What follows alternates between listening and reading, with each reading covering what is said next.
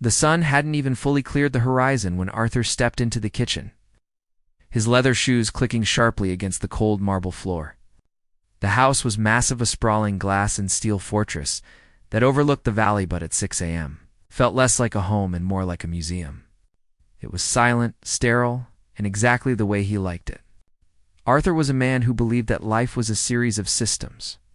If you followed the system, you succeeded. If you broke the system, things fell apart. He reached for the espresso machine, but stopped. It was already wiped down, polished to a mirror finish. Next to it, a single porcelain cup sat waiting, perfectly centered on a silk napkin. He frowned. This was the first glitch in the system. Alina had been his housekeeper for 5 years. For the first 4, she had been a ghost. She arrived at 8 a.m., she left at 4 p.m., and in between the house simply became clean.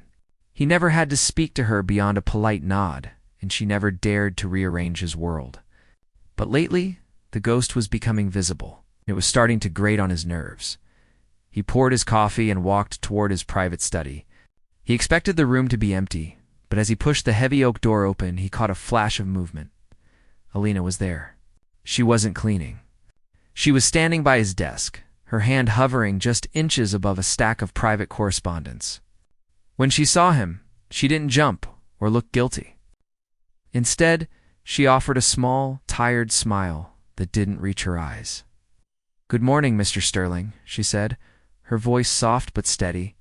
"I was just checking if you needed more ink for your pen. I noticed it was running low yesterday." Arthur stayed by the door, his eyes narrowing. "The ink is fine, Alina. And I believe we agreed that the study isn't to be touched until after I leave for the office at 9. Of course," she said, tucking a loose strand of graying hair behind her ear. "I just thought I'd get a head start. It's a busy day." She moved past him, but as she did, Arthur noticed something tucked into the pocket of her apron. It was a thick, cream-colored envelope, the kind he used for his personal invitations. He felt a sharp prickle of irritation. Why would she have his stationery? Was she taking notes? Or was she taking something else? He watched her walk down the hallway, noticing for the first time that her gait was slower than it used to be. She looked weighed down. Throughout the morning, the irritations mounted. Arthur sat at his desk, trying to focus on a multi-million-dollar merger. But his mind kept drifting to the lines Alina was crossing. An hour later, he went to the kitchen for water and found her standing in front of the open pantry. She was holding a container of expensive organic crackers and a jar of imported honey. She wasn't eating them. She was staring at them with an expression of intense calculation, as if she were solving a complex math problem. When she heard his footsteps, she quickly closed the pantry door, but she didn't have the items in her hand anymore. She had tucked them away somewhere. "Is there a problem with the inventory, Alina?" he asked, his voice clipping the ends of his words. "No, sir," she replied quickly. "Just checking the expiration dates. I wouldn't want anything to go to waste." Waste. That was a word Arthur understood, but he didn't believe her. He had grown up with nothing, clawing his way out of a neighborhood where people stole because they had to. He knew the signs of someone looking for an opportunity. He had hired Alina because she seemed above that, but now he felt that familiar, cold suspicion rising in his chest. By noon, the glitches were no longer subtle. Arthur found his trash can emptied, but the liner was missing. He found his laundry folded. But one of his heavy wool sweaters, a piece he rarely wore but valued for its quality, was missing from the pile. He sat in his leather chair, tapping his pen against the desk. He felt a sense of betrayal. He paid her well better than anyone else in the neighborhood paid their staff. He gave her bonuses at Christmas. He never asked her to work late. Why now? Why start encroaching on his space and his belongings? He began to look for reasons to be angry. He noticed a thin layer of dust on a picture frame he hadn't looked at in years. He noticed that the plants in the foyer looked slightly wilted. In his mind, Alina was no longer the efficient worker who kept his life running. She was a woman who was becoming far too comfortable in a house that didn't belong to her. "She thinks I'm soft," Arthur whispered to himself, his jaw tightening. "She thinks because I'm quiet, I'm not watching." Right. He decided he would watch. He wouldn't say anything yet. He wanted to see exactly how far she would go before she tripped herself up. He wanted to see what she was doing with his things, where she was hiding the food, and why she was suddenly so interested in his private schedule as the afternoon shadows lengthened across the floor. He heard the distant sound of the vacuum. It was a normal sound, a domestic sound, but to Arthur, it felt like a cover. He stood up and walked quietly toward the guest wing, where he knew Alina was working. He stood in the doorway, watching her. She was vacuuming the same patch of rug over and over again, her eyes fixed on the window. She looked like she was 1,000 miles away. Then he saw her stop. She reached into her pocket, pulled out a small piece of paper, one of his memos, and scribbled something on it with a pencil she had borrowed from his desk. She tucked the paper back into her pocket, a look of grim determination on her face. Arthur felt a wave of coldness. He had seen enough. The system was broken. The maid wasn't just crossing a line. She was living a double life under his roof. He decided right then that by the end of the week, she would be gone. But he didn't realize that his investigation was about to lead him into a reality he wasn't prepared to face. The following morning arrived with a heavy, gray mist that seemed to cling to the windows of the mansion. Arthur hadn't slept well. Every creak of the floorboards and every whistle of the wind through the vents sounded like someone moving things that didn't belong to them. He sat at the edge of his bed, rubbing his face with his hands.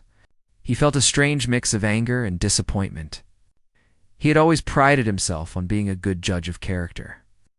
But the way Alina had been acting made him feel like he had been played for a fool.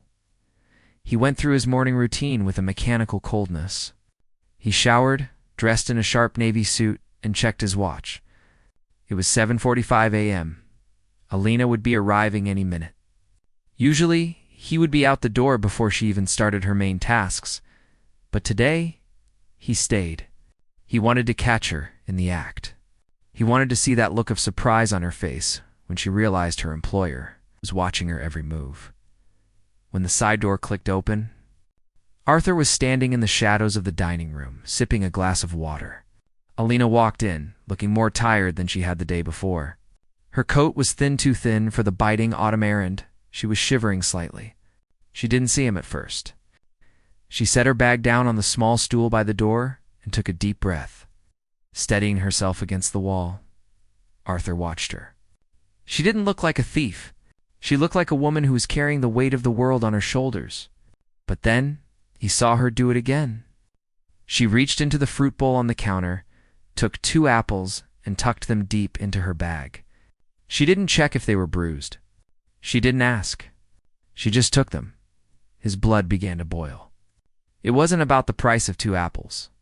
He could buy 10,000 apples and not feel the dent in his bank account. It was the principle.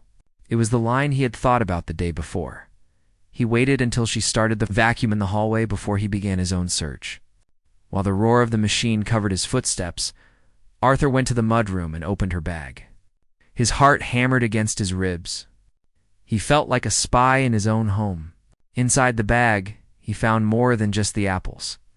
There was a stack of napkins, a small container of leftover pasta from 3 nights ago, and several bars of soap from the guest bathroom. "What are you doing, Alina?" he whispered to himself, staring at the items. He felt a sudden urge to confront her right then and there, to throw the bag at her feet and demand an explanation. But something stopped him. He wanted to see if there was more. He wanted to know if this was just petty theft, or if she was planning something bigger. He spent the next few hours in his study, but he didn't do any work. He kept the door cracked open just an inch. He watched her move back and forth. She was meticulous with her cleaning, as always, but she was faster than usual. It was as if she were trying to finish her 8-hour shift in 5. Around noon, Arthur decided to push the issue. He walked into the kitchen where she was scrubbing the stovetop. "Alina," he said sharply. She flinched, her hand slipping across the burner. She turned around, her chest heaving. "Oh, Mr. Sterling. I didn't hear you come in. I thought you had gone to your meetings." "Canceled them," Arthur said, leaning against the island. He kept his eyes fixed on her. "I felt like staying home today. I realize I don't spend enough time seeing how my own house is run." Lena's face went pale. She wiped her hands on her apron, her fingers trembling. "Is everything okay, sir? Is there something I missed?" That's what I'm trying to figure out, Arthur replied. He walked over to the pantry and opened the door. I noticed some things are missing. Small things. Food, supplies, even some of my stationery. He turned to look at her, expecting a confession or a lie. Instead, Alina just looked down at her shoes. I'm sorry, sir. I'll be more careful with the inventory. Careful? Arthur let out a short, dry laugh. Alina, things don't just grow legs and walk out of a pantry. Someone has to move them. The silence in the kitchen was suffocating. Alina didn't look up. She looked like she wanted the floor to swallow her whole. Arthur felt a surge of power, but it didn't feel as good as he thought it would. He felt like he was bullying her, yet he told himself he was just defending his property. I'm going to my room to rest, Arthur said, his voice dropping to a low, dangerous tone. I expect the house to be quiet. And Alina, don't go into my closet. I'm reorganizing it myself. It was a test. Trap. He knew that the closet was the only place she hadn't cleaned yet. And it was where he kept his most expensive suits and coats. He wanted to see if his warning would stop her or if her greed would win out. He went to his bedroom, shut the door, and waited. He sat on the edge of his bed, listening. For 20 minutes, there was nothing but the sound of the wind. Then he heard it. The faint, unmistakable click of his bedroom door opening. He didn't move. He held his breath. He heard her soft footsteps on the carpet. She was moving toward the walk-in closet. He felt a wave of pure anger wash over him. I told her not to go in there, he thought. I gave her a chance to stay away. He waited another minute, giving her enough time to get deep into the closet. Then he stood up and threw open the closet door. What do you think you're doing? He yelled. Alina was standing at the back of the closet. In her hands was his favorite charcoal wool-coated designer piece that cost more than she made in 3 months. She was holding it close to her chest, her eyes wide with terror. Mr. Sterling, I can explain, she stammered, her voice cracking. Explain what? That you're a thief? Arthur stepped closer, his face red. I told you specifically to stay out of here. I saw you taking the food. I saw the bag in the mudroom. And now, this. You're stealing a coat from me? No, I'm not stealing it. She cried out, tears starting to stream down her face. Then why is it in your hands? Why are you hiding in here like a criminal? Arthur grabbed the coat from her, pulling it away roughly. I've been good to you, Alina. I trusted you with the keys to my life. And this is how you repay me? By taking advantage of my kindness? Alina sank to her knees, burying her face in her hands. She was sobbing now, deep, shoulder-shaking sobs. Please, sir. It's not what you think. I wasn't going to take it away. I don't want to hear it, Arthur snapped. He felt a cold stone where his heart should be. You've crossed a line that can't be uncrossed. I want you to pack your things. You have 1 week to finish your duties and find a new job. I'm firing you, Alina, and you're lucky I don't call the police right now. Alina didn't argue. She didn't beg anymore. She just stayed on the floor for a long moment before slowly standing up. She wiped her eyes with the back of her hand and looked at him. There was no guilt in her eyes anymore, a profound, crushing sadness. I understand, Mr. Sterling, she said quietly. I'll finish the week. I'll make sure everything is in order before I go. She walked past him, her head bowed. Arthur stood in his closet, holding his expensive coat, feeling like he had won a battle. But as he looked down at the coat, he noticed something. There was a small silver needle and a spool of thread sitting on the shelf where she had been standing. He frowned. Why would a thief bring a needle and thread? He shook the thought away. He was tired of her games. He put the coat back on its hanger and walked out, slamming the door behind him. He thought he had seen the truth, but as the sun began to set on the coldest day of the year, he realized he couldn't just let her go without knowing for sure where his things were going. He decided that tomorrow he wouldn't just watch her in the house. He would follow her home. He would see the face of the woman who had betrayed him, and he would see exactly what kind of life she was building with his stolen scraps. The clock on the dashboard of Arthur's luxury sedan read for 15 p.m. He sat in the driveway, the engine idling with a low, expensive hum. He watched the side door of his house. Usually he was halfway to a steak dinner or a board meeting by this time. But today, his heart was racing for a completely different reason. He felt like a detective in a movie, but there was no excitement in it. It was only a cold, nagging need to be right. He had to prove to himself that Alina was the person he thought. She was, a thief who had taken advantage of his wealth. Finally, the door opened. Alina stepped out. She looked smaller than she did inside the high ceilings of his mansion. She was wearing that same thin coat, her shoulders hunched against the wind. She carried her worn canvas bag. The one Arthur knew contained his apples, his napkins, and his dignity. She didn't look around. She didn't look like someone who was worried about being followed. She just started walking toward the bus stop at the bottom of the hill. Arthur waited. He let her get a good distance ahead before he shifted the car into drive. He followed at a distance, his sleek black car looking out of place in the neighborhood as the houses began to change. The manicured lawns and iron gates of his street gave way to smaller homes, then to shops with bars on the windows. And finally, to a part of the city Arthur usually only saw from the window of an airplane. The traffic grew thick and the air grew gray. Arthur watched as Alina got off the bus and began to walk. This wasn't just a poor neighborhood. It was a forgotten one. The streetlights flickered, and the sidewalks were cracked and uneven. He felt a sense of unease. He locked his car doors, his eyes never leaving the small figure in the distance. He saw her stop at a small corner store. He watched through his windshield as she entered.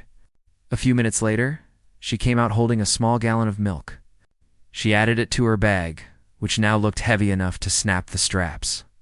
She continued walking, her pace quickening as the sun began to dip below the horizon. "Where are you going, Alina?" Arthur muttered to himself. She turned into a narrow alleyway between two towering, crumbling apartment buildings. Arthur pulled his car to the curb and killed the engine. He knew he shouldn't follow her on foot. It was dangerous, and if she saw him, the confrontation would be ugly. But the curiosity, the need to see the stolen items in their final destination, was too strong. He stepped out of the car, pulled his coat collar up, and followed. The smell of the alley was a mix of damp concrete and old trash. He reached the end and saw a small courtyard where a few patches of dead grass tried to grow. Alina was standing in front of a heavy metal door. She fumbled with her keys, her hands shaking from the cold. As the door swung open, a wall of sound hit Arthur's ears. It wasn't the sound of a criminal hideout. It was the sound of children. Arthur moved closer, pressing his back against the brick wall near a low-set window. The glass was thin and covered in grime, but he could see inside. The room was small, cramped, and lit by a single flickering bulb. There were 4 children there. The oldest couldn't have been more than 10. And the youngest was a toddler sitting on a faded rug. He watched as Alina entered the room. The children didn't run to her because she was their mother. They ran to her because she was their hope. "Did you get it, Alina?" the oldest boy asked, his eyes wide. "I got it," she said, her voice sounding different than it did at the mansion. It was warmer, stronger. She reached into her bag and pulled out the apples Arthur had seen her steal. She didn't give them to one child. She took a small knife from the counter and carefully sliced them into thin, even pieces so that every child had an equal share. Arthur watched, his chest tightening. He saw her pull out the napkins, the expensive linen field napkins from his dining room. She didn't use them to wipe faces. She handed them to the children along with the pens she had taken from his study. "Look," she told them, her voice drifting through the thin window. "These are the good ones. You can practice your letters on these. The paper is strong. It won't tear when you press down." The children sat in a circle on the floor, using the stolen stationery to do their homework. The stolen milk was poured into 4 small plastic cups. Alina didn't take a drop for herself. She sat on a wooden chair, her eyes tired but focused. Watching them eat the scraps of pasta she had saved from Arthur's trash, Arthur felt a sudden sharp pain in his throat. He looked at the stolen soap she set by the sink. He realized then that these children weren't hers.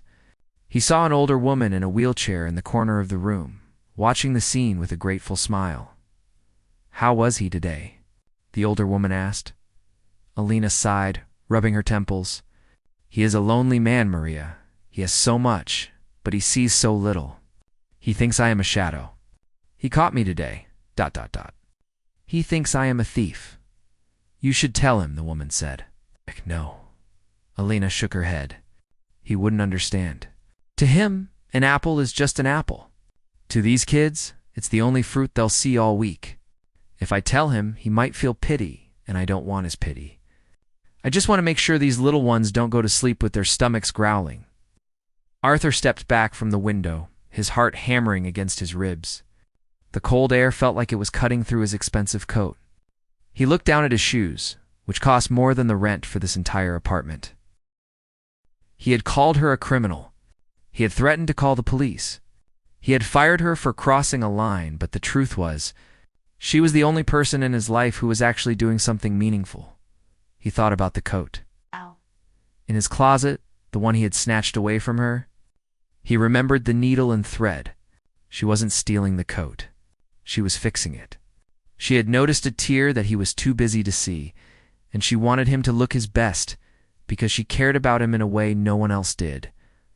Arthur walked back to his car, his legs feeling heavy. He sat in the driver's seat, but he didn't start the engine. He looked at his hands. They were clean, soft, and had never worked a day of hard labor in their life. Elena's hands were rough, scarred, and red from cleaning his floors. Yet she used those hands to feed a neighborhood. He felt a deep sense of shame, shame so profound it made him feel sick. He had spent his whole life building a system of order and rules, convinced that his success made him superior. He realized now that his system was a cage. He was the one who was poor. He had all the money in the world, but he was bankrupt of spirit. He looked back at the crumbling building. He wanted to go in. He wanted to apologize. He wanted to give her everything in his pockets. But he knew that wouldn't be enough. A simple apology wouldn't fix the way he had looked at her. He started the car and drove away. But he wasn't going to the office. He wasn't going to a restaurant. He was going home to sit in his big, empty, silent house and think about the woman he had just broken. He had 4 days left before her notice was up. For days to figure out how to bridge the gap between his world and hers. Arthur did not sleep that night. He sat in his leather armchair in the library, the very room where he had once felt so powerful and secure. Now the walls felt like they were closing in on him. Every expensive painting, every gold-leafed book, and every hand-woven rug felt like a weight pressing against his chest. He kept seeing the image of Elena slicing that single apple into 4 tiny pieces. He kept hearing the way she spoke about him not with hatred, but with a kind of pity. She called him a lonely man. He had millions of dollars. Yet a woman who lived in a crumbling apartment felt sorry for him. When the sun finally began to peek through the heavy curtains, Arthur didn't feel refreshed. He felt exposed. He heard the familiar sound of the side door opening. It was 8 a.m. Elena was here for her second-to-last day. He stayed in the library, listening to her move. Usually he ignored the sounds of her work, but today every sound told a story. He heard the soft clink of the coffee cup she set out for him. He heard the gentle swish of her mop. He realized that for 5 years this woman had been building a sanctuary for him. He had responded by treating her like a potential criminal. He finally stood up and walked into the kitchen. He wanted to say something, but his throat felt like it was filled with sand. Elena was standing by the sink, her back to him. She was wearing a thick bandage on her finger, likely from the slip she had yesterday when he had shouted at her. "Elena," he said. His voice was raspy, lacking its usual cold authority.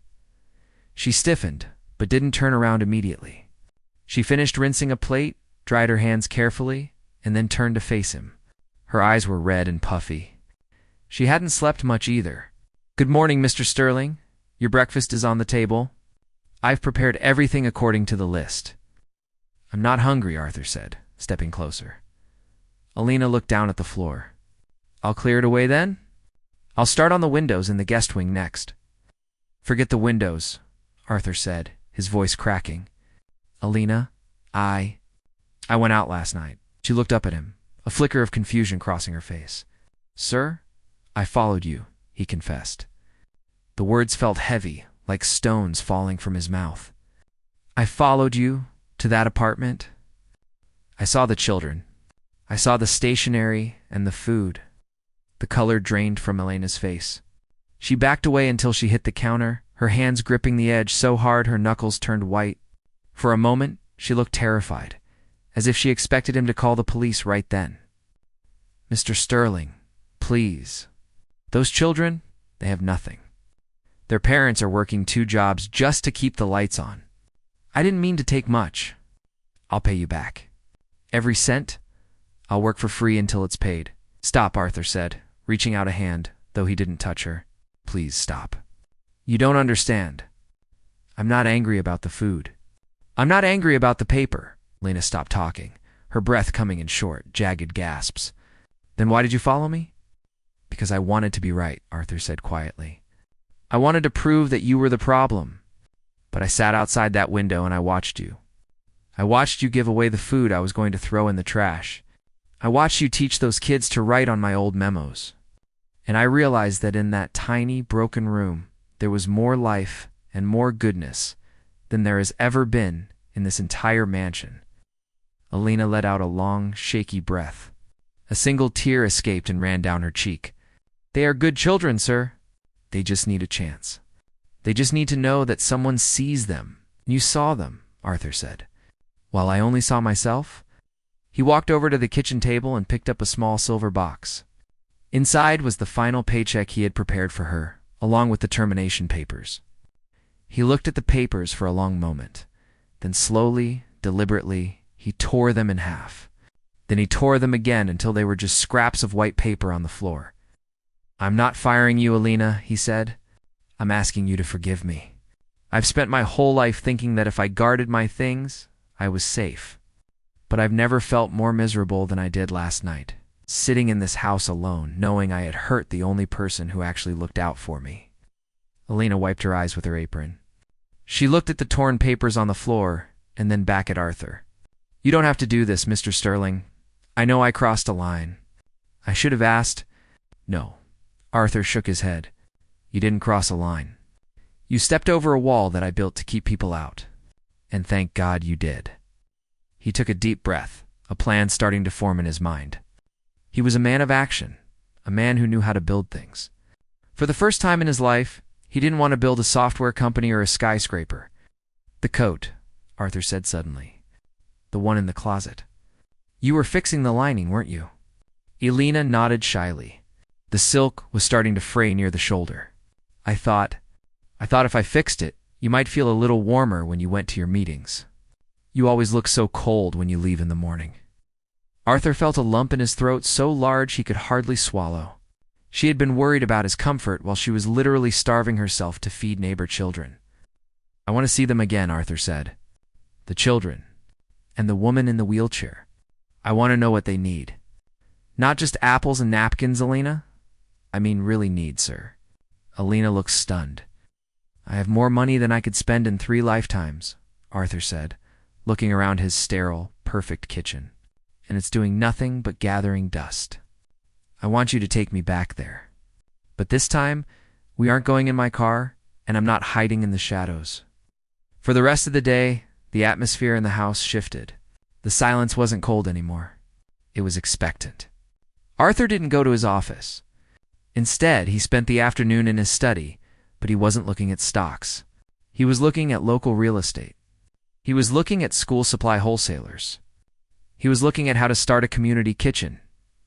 As the afternoon sun began to fade, Arthur went to his closet and pulled out the charcoal wool coat. He looked at the shoulder. The stitching was perfect, tiny, invisible, and strong. It was a work of art born out of pure, unselfish care. He put the coat on, feeling the warmth Elena had intended for him. He met Elena by the side door at 4 p.m. She was ready to go, her bag empty for the first time in weeks. Ready? He asked. Are you sure about this, Mr. Sterling? She asked, her voice hovering between hope and doubt. It's a different world over there. People might not be kind to a man like you. Arthur looked at his reflection in the glass door. He saw a man who was finally starting to look like he belonged in his own skin. I've spent too much time in this world, Elena. It's time I saw yours.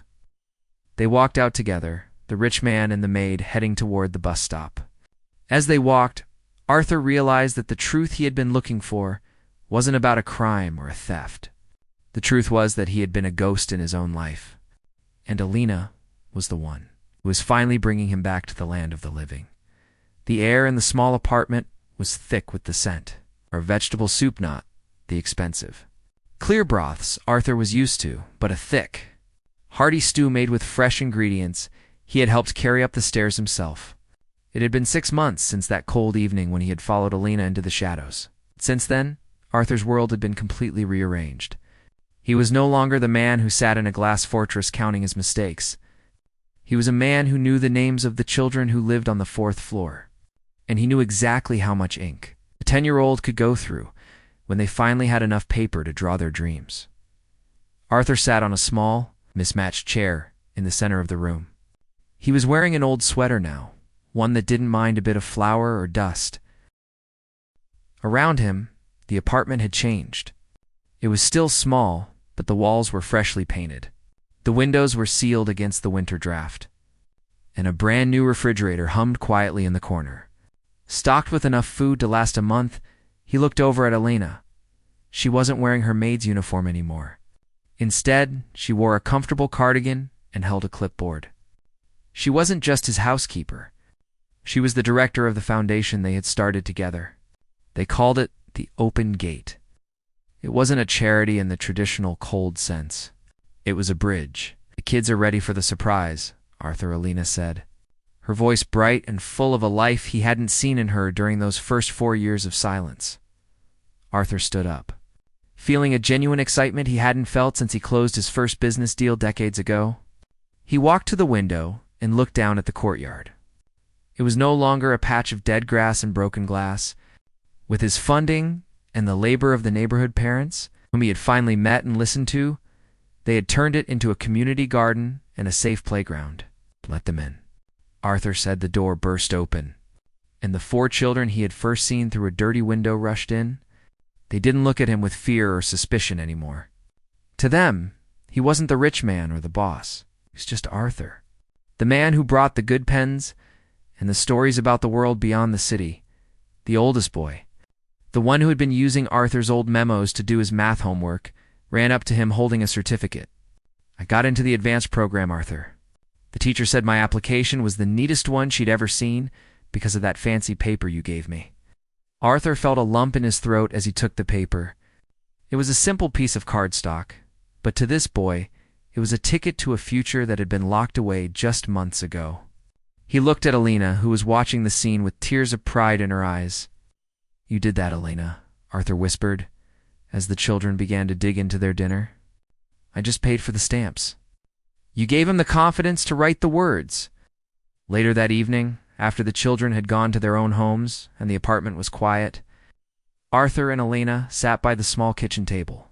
This was the spot where he had first seen the truth of her sacrifice. "I have something for you," Arthur said, reaching into his pocket. He pulled out a small leather-bound book. Alina opened it and found a deed. It wasn't for his mansion, and it wasn't for a new car.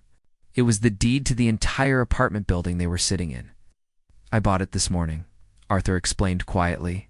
"The landlord was going to raise the rent again. I couldn't let that happen.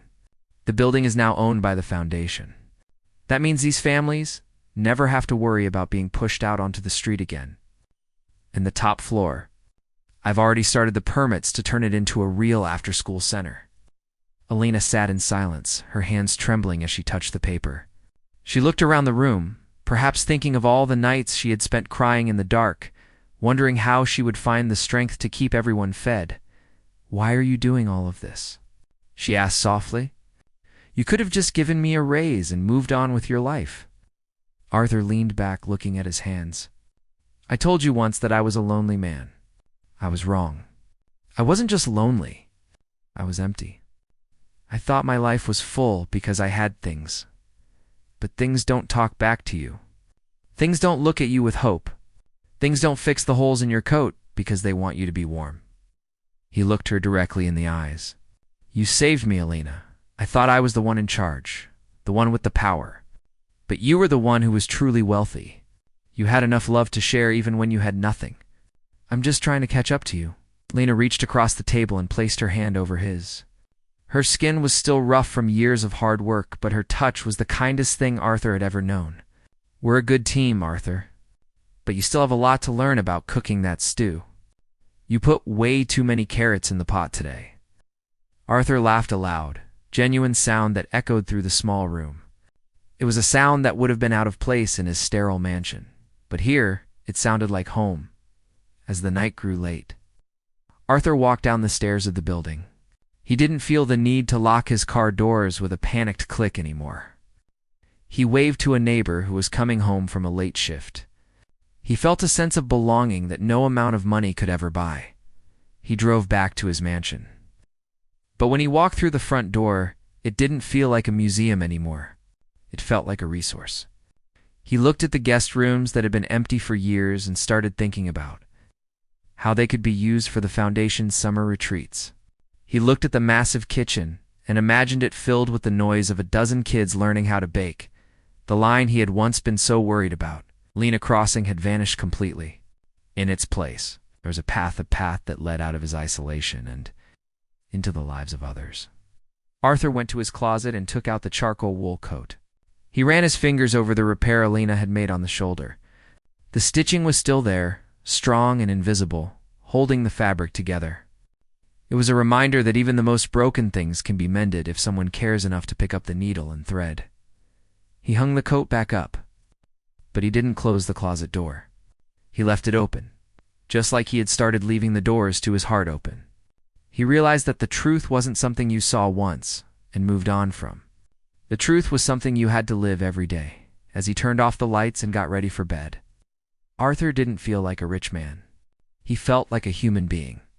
And for the first time in his life, that was more than enough. A year had passed since the night Arthur decided to stop being a ghost in his own mansion. The house was no longer a silent museum of glass and steel. On this particular Saturday, the air smelled of cinnamon and fresh bread, and the sound of laughter echoed off the high ceilings. Arthur stood at the top of the grand staircase, looking down at the foyer. He wasn't looking for dust or checking for fingerprints anymore. He was watching a group of teenagers from the neighborhood foundation walk through the front door for their weekly mentorship workshop. Arthur felt a warmth in his chest that no designer coat could ever provide. He had changed. His suits were still expensive, but he wore them with the sleeves rolled up. His face, once tight with the stress of maintaining order, now had deep crinkles around the eyes from smiling. He was no longer just a man with a bank account. He was a man with a purpose. Alina walked up behind him carrying a tray of sandwiches. She looked different too. The exhaustion that had once defined her face had been replaced by a quiet, steady confidence. She was the one who managed the logistics of their growing community project. She was the bridge between Arthur's resources and the people who needed them most. "They're excited today," Alina said, nodding toward the kids below. "The boy you helped with the math program? He just got his first internship. He wants to show you his new tie." Arthur smiled. "I remember when I thought a tie was just a piece of silk to show how much money I had. To that kid, it's a suit of armor." They walked down the stairs together. As they reached the bottom, the oldest boy, the one who had once used Arthur's scraps of paper to do homework, stepped forward. He looked nervous but proud. He held out a small, wrapped gift. "This is for you, Mr. Arthur," the boy said.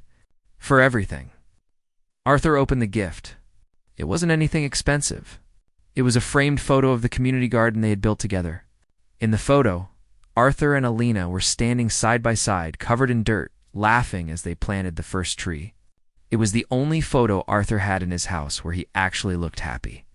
"Thank you," Arthur said, his voice thick with emotion. "This means more to me than you know." But the day wasn't just about celebration. Later that afternoon, a man in a very expensive suit arrived at the mansion. He was an old business associate of Arthur's. A man named Sterling who lived his life the way Arthur used to, by the numbers, with no room for charity or distractions. Sterling looked around the bustling house with a look of pure disgust. "Arthur, what has happened to you? Your house looks like a community center. Your reputation in the city is changing. People are saying you've lost your edge. They're saying you've let your staff take over your life. Arthur looked at Alina, who was helping a young girl with her drawing in the next room. He then looked back at Sterling. I haven't lost my edge, Sterling. I finally found it. I spent 20 years building walls. I'm spending the rest of my life building doors. You're being cheated, Sterling whispered, leaning in. That woman, that Maid, she's turned you into a soft man. She's using your money to play hero in her old neighborhood. Don't you see it? She crossed a line a long time ago, and you just let her keep walking. Arthur didn't get angry. A year ago, those words would have planted a seed of doubt in his mind. He would have gone back to his study and checked the ledgers. He would have looked at Alina with suspicion. But now, he just felt sorry for the man standing in front of him. You're right about one thing, Arthur said calmly. She did cross a line. She crossed the line between being a stranger and being a friend. She crossed the line between doing a job and saving a life. And if that makes me soft, then I hope I never get hard again. Sterling shook his head and walked out, leaving a trail of coldness behind him. Arthur watched him go and walked back into the kitchen where Alina was cleaning up after the workshop. She looked up as he entered. Was everything okay with your guest? He was just a ghost from my past, Arthur said. He picked up a dish towel and started drying the plates alongside her. He thought I was being taken advantage of. Alina stopped scrubbing and looked at him, her expression serious. Do you ever feel that way, Arthur? Deep down? Arthur set the plate down and took her hands in his. Alina, for 5 years, you worked in this house and saw the worst version of me. You saw the man who didn't care about anyone.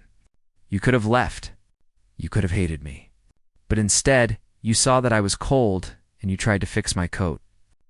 You saw that I was lonely and you brought life into my home. I didn't give you anything compared to what you gave me. I gave you money. You gave me a soul. Lena smiled, a few tears shining in her eyes. I think we both just needed to be seen, Arthur. Story of the rich man and his maid didn't end with a grand speech or a massive party. It ended in the quiet, everyday moments. It ended with the sound of a house that was finally full. It ended with the knowledge that wealth isn't what you keep in a safe. It's what you pour into the lives of the people around you. Arthur eventually turned his mansion into a permanent residence for students and families in transition. Moving himself into a much smaller, humbler home nearby, he didn't need the grand halls anymore. He realized that the only lines that mattered in life were the ones we draw to bring people together, not keep them apart. Years later, people in the city would still tell the story. They would talk about the cold billionaire who was changed by a woman with a needle and thread. They would talk about the maid who was crossing a line, till everyone realized she was actually drawing a map to a better world. And every time the story was told, it reminded people that the truth is often hidden in the smallest acts of kindness. Waiting for someone to finally open their eyes and see it. The winter air was sharper than usual that year, the kind of cold that seemed to bite right through the thickest wool. Arthur stood on the porch of the community center, his breath coming out in white puffs. He wasn't looking at his watch or worrying about a meeting. He was watching the local families file into the building he and Alina had fought so hard to transform. It had been nearly 2 years since he had first followed Alina into the dark, and in that time his old life had become a distant memory. The man who used to count every penny and guard every door was gone. In his place was a man who knew the value of a warm room and a kind word. Inside, the hall was filled with the sound of a community in motion. Alina was at the center of it all, her voice rising above the chatter as she directed volunteers. They were preparing for a major winter storm that was predicted to hit the city within the next 48 hours. The Open Gate Foundation was no longer just a small project. It had become the heartbeat of the neighborhood. Arthur, Alina called out, waving him over. She looked tired, but it was the kind of tiredness that came from doing something you loved. The delivery from the food bank is late. If those trucks don't arrive before the snow starts, we're going to have 50 families with empty cupboards during the freeze. Arthur stepped inside, shaking the snow from his shoulders. I've already called the transport company, Lena. They said the roads are getting icy, but I told them I'd pay the drivers a triple bonus if they made it here by sunset. The trucks are on their way. Alina let out a sigh of relief, leaning against a stack of crates. "You always find a way to use that checkbook for good, don't you?" "It's not just the checkbook," Arthur said, his tone softening. "It's about making sure the lines we've built don't break when things get hard." But as the evening wore on, a new problem emerged, one that money couldn't easily fix. A man Arthur hadn't seen before walked into the center. He didn't look like the other neighbors. He looked like the man Arthur used to be, sharp, cold, and focused only on the bottom line. He was a representative from the city's development board, and he was carrying a folder full of legal documents. "Mr. Sterling," the man said, ignoring Alina and looking straight at Arthur, "we need to talk about the zoning of this building. There's been a complaint. Some of the investors in the new luxury apartments down the street feel that this gathering place is lowering the value of the area." Arthur felt a familiar heat rising in his chest, but it wasn't the selfish anger of the past. It was a protective fire. He looked at the families sitting at the tables, children drawing on the very same type of stationery Alina used to steal for them. He looked at the elderly woman in the wheelchair, Maria, who was now the head of the community kitchen. "The value of this area isn't measured in glass towers and high rent," Arthur said, his voice low and steady. "It's measured in the fact that no child on this block went to bed hungry last night. Now, if you have a legal issue, you can talk to my lawyers on Monday. But right now, we have a storm to prepare for." The man sneered. "You've changed, Arthur. You're throwing your legacy away for people who don't even know how to thank you. You're letting this woman run your life." Lena started to speak, her face flushing with a mix of hurt and anger, but Arthur held up a hand. He stepped forward, standing between Alina and the man. "She didn't take over my life," Arthur said. "She gave me a life worth living. For years, I sat in that house thinking I was a king, but I was just a prisoner of my own greed. Alina showed me that the only way to be truly free is to care about someone other than yourself. So you can tell your investors that if they want this building, they'll have to go through me. And I've got a lot more than money on my side now. I've got a family." The man left, but the tension remained. Alina looked at Arthur, her eyes searching his. "Are we going to lose the center, Arthur?" "I couldn't bear to see these kids back on the street. Not on my watch," Arthur promised. "But we have to be smart. We need to show the city that this isn't just a charity. It's a necessity." That night, as the first flakes of snow began to fall, Arthur and Alina worked side by side. They didn't act like a boss and an employee. They acted like partners. They moved crates, organized blankets, and stayed up until 3 a.m. Making sure every person who walked through the door had a hot meal and a safe place to sleep as the storm raged outside. Arthur found himself sitting in the kitchen with Alina, sharing a cup of simple black coffee. The grand mansion he still owned felt like a ghost story from another life. Here, in this crowded, noisy, warm building, he felt at peace. "You know," Alina said, looking out at the snow, "when I first started working for you, I was so afraid of you. I thought you were a man made of stone. I used to pray that you wouldn't notice me." Arthur chuckled sadly. "I was made of stone, Lena. I was so focused on the lines people shouldn't cross that I didn't realize. I was living in a cage of my own making. I thought you were crossing a line by taking those apples. But the truth was, you were just trying to feed the hunger I didn't even know I had. And what hunger was that?" she asked. "The hunger to be human," Arthur replied. "To be needed for something other than a paycheck. To be part of something that matters." The storm lasted for 3 days. During that time, the center became a sanctuary for the entire neighborhood. Even some of the people who had complained about the value of the area found themselves knocking on the door. When their power went out and their fancy apartments grew cold, Arthur welcomed them all. He showed them that a community is only as strong as its weakest link. By the time the sun came out and the snow began to melt, the city representative returned. But this time, he wasn't alone. He was with the mayor and a group of local reporters. They had seen what the open gate had done during the crisis. They had seen the rich man and his former maid working until their hands were raw to keep the city safe. The complaint was dropped. In its place, the city offered a grant to expand the center. Arthur stood on the stage during the announcement, but he didn't stand alone. He made sure Alina was right there next to him.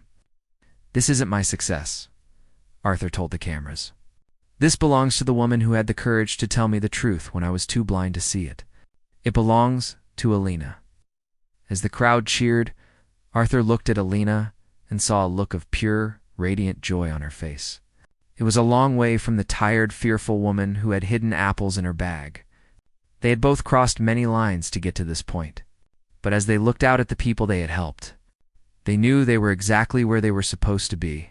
The story of the rich man and the maid had become a legend in the city. But for Arthur and Alina, it was just the beginning.